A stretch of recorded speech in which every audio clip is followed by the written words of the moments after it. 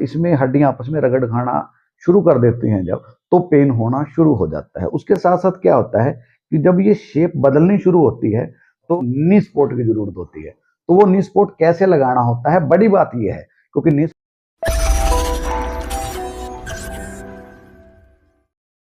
नमस्कार दोस्तों, आप सबका स्वागत है हमारे YouTube चैनल पर।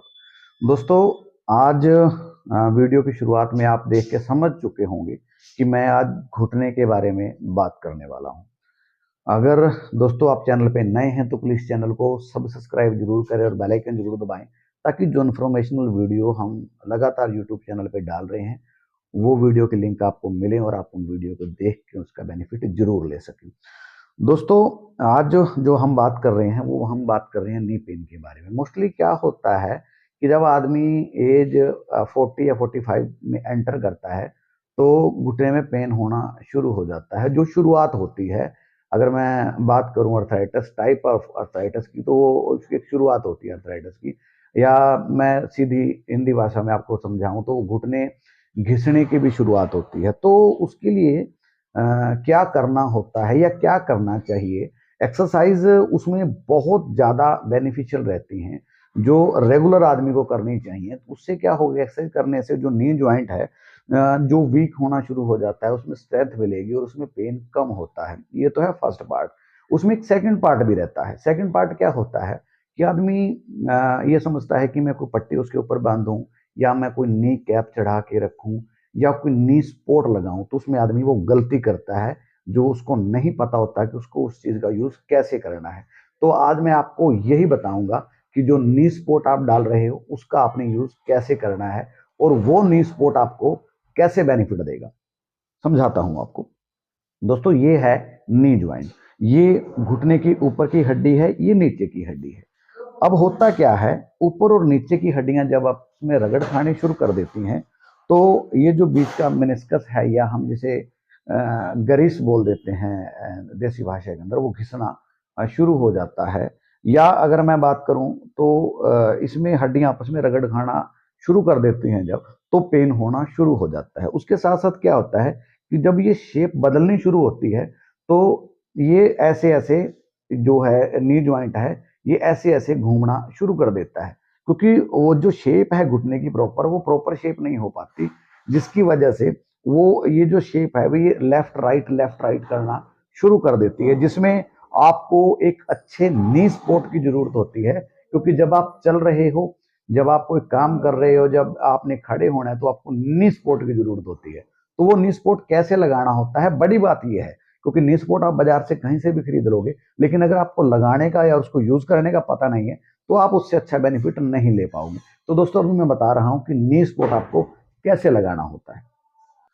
तो दोस्तों, किसी भी नी सपोर्ट को कैसे लगाना होता है और उसका कब यूज करना है और कैसे यूज करना है, उसके बारे में मैं आपको बताऊंगा। ये एक अच्छी कंपनी का नी सपोर्ट है, माफ करें। नी सपोर्ट और नी कैप में फर्क होता है। नी कैप एक जुराब टाइप होता है जिसको सीधा चढ़ाया जाता है, लेकिन उसका जो बेनिफिट है वो एक अलग तरीके का बेनिफिट होता है और वो एक सीमित बेनिफिट है। लेकिन अगर मैं नी स्पोर्ट की बात करूं तो ये जो नी स्पोर्ट है, इसमें आप जब भी नी स्पोर्ट खरीदेंगे तो ये जो बीच में जिसके हॉल होता है, आप वही नी स्पोर्ट खरीदें, क्योंकि ये जो नी स्पोर्ट है, ये जो हमारा पटेला होता है, जैसे हम कटोरी या देसी भाषा में ढकनी टाइप कह देते हैं, तो उसके ऊपर आता है।